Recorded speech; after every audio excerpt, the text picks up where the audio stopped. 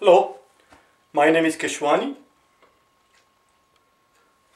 In these clips that I've been putting on the YouTube, you will find that I've been putting solutions to the math problems that appear in the 8th exam in the official SAT study guide.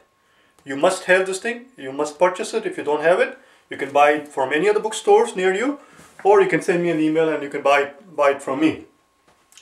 The problem that I'm about to do, you will find it in exam number 3, section number 2, page 521, question number 13.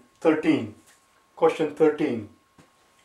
If after watching the clip you find it helpful, my way of teaching, my way of explaining things, and if you wish to buy the DVD which contains the solutions to all the problem in this section, get hold of me through my website, send me an email from there, prep4SAT.com. I do private tutoring anywhere. I am located in Connecticut, but I'm willing to go, of course, anywhere, wherever my services are required. I do private tutoring for the SAT, the GRE, the GMAT, and so forth. If you wish to get hold of my videos right away on the YouTube, subscribe to my channel on the YouTube, and that way you will get hold of them right away. Please send me comments. I would love to hear from you. Let's do this problem, problem number 13.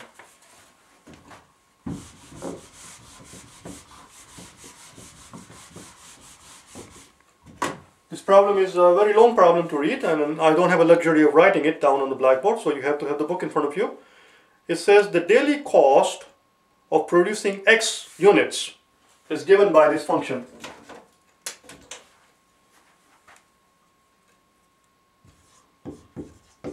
The cost of producing something, that something being whatever it is that they're producing, the widgets or whatever it is that you're making, the cost function is 600x minus 200 over x plus some constant. And we're told that x has to be less than or equal to 100. That information is useless to us.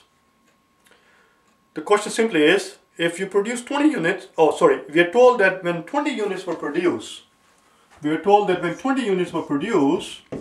when x equals 20, we are told that the cost of producing 20 units was 640. The question simply is, what's the value of k? Well, let's solve it. That's what it is.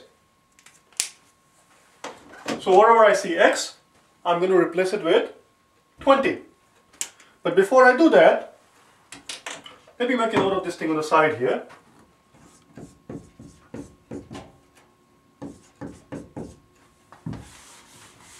Cost of producing 20 units is 640. In other words, when x equals 20, the value of the function is 640. Let me simplify this thing. I don't like this bloody thing the way it's written.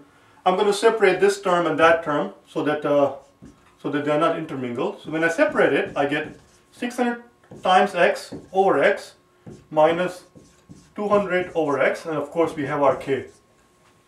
So as you can see, by separating it, I immediately get rid of this x. So let's substitute them. So this is read as c of 20, this is how it's read, which means the value of the function when the independent variable, in this case the number of units that you're producing, is 20, what's going to be the cost of producing the 20 units, which is your dependent variable.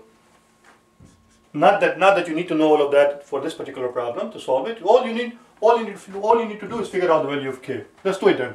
So this is just 600. This becomes 200 over 20. Now you see why I separated it to 200 over 20 plus k. And of course we are told that this value of this whole thing has to equal 640. I'm told that. So let's continue. 600 minus, as you can see, this is just 10. 200 over 20 is just 10. So 600 minus 10, which is 590.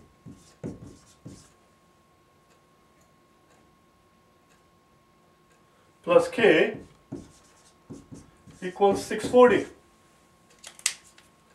We're almost there. How do I find k? Subtract 590 from both sides.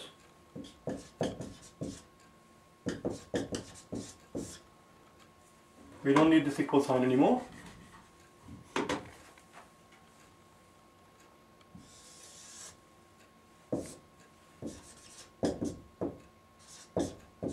There you go. Looks like k equals 50. There you go. The answer is B.